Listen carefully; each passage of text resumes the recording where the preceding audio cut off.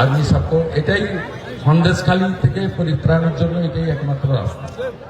তৃণমূলের যত অপরিষ্কার, যত বাজে লোকজন আছে সবকে পরিষ্কার করাটাই আমাদের মূল কর্তব্য।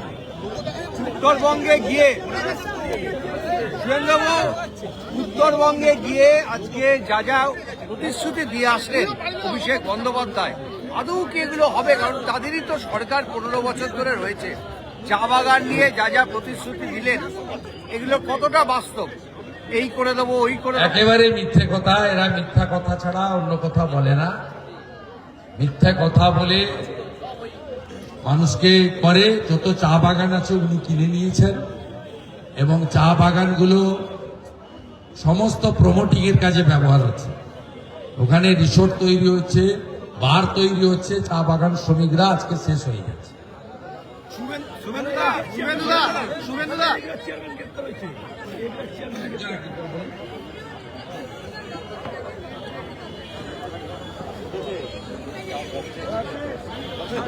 গেছিলেন তো 31 তারিখ, আবার যান, অসুবিধা নেই, ডেলি যান।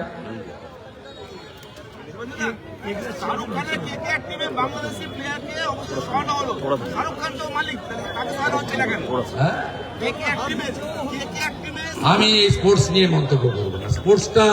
স্পোর্টসের মতো থাকতে দেন। বিসিসিআই দেখছে, এটা রাজনীতির মধ্যে আনবেন না। আমরা চাই না খেলার মাঠে রাজনীতি। অভিষেক বলছেন আশেপাশের রাজ্যে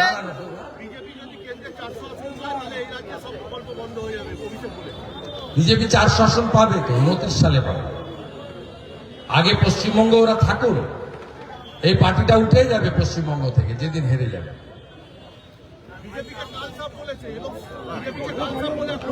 এই জন্য তো বলেছি, যত এখানে ওদের নোংরামি আছে সেটা পরিষ্কার করতে বলেছি। আমি বলেছি যত গন্ধা মাল ওদের আছে এখান থেকে পশ্চিমবঙ্গ থেকে পরিষ্কার করতে, সেই কথাই আমি বলেছি।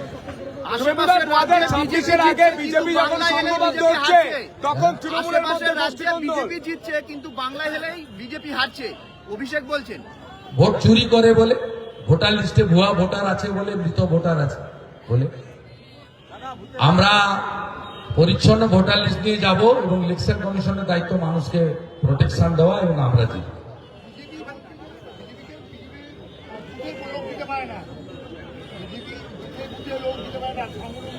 উনি তো 11-র আগে ছিলেন না। 2009 যখন অর্জুন সিং আমরা প্রথম 26টা লোকসভা কেন্দ্রে যেতে জোট, তখন তৃণমূল, কংগ্রেস, এসইউসিআই জোট ছিল।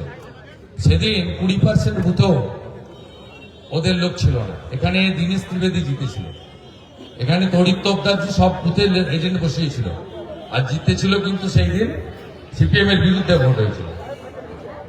আর বিজেপিকে নিয়ে ওকে ভাবতে হবে না। আমরা এবারে 62,000 বিএলএ 2 দিয়েছি ভারতীয় জনতা পার্টি।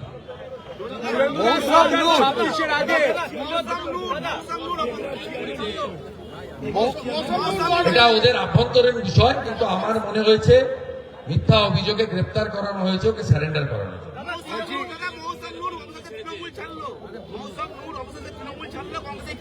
গণিকান চৌধুরীর পরিবার আত্মমর্যাদা আছে, তাই চোরদের সঙ্গ ছেড়েছে।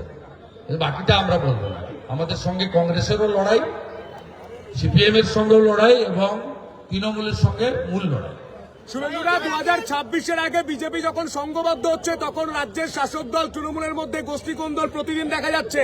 আজও আমরা দেখতে পাচ্ছি রচনা ব্যানার্জি ভার্সেস অসিত মজুমদার, অন্যদিকে কল্যাণ বন্দ্যোপাধ্যায় বলছেন একসঙ্গে চলতে হবে।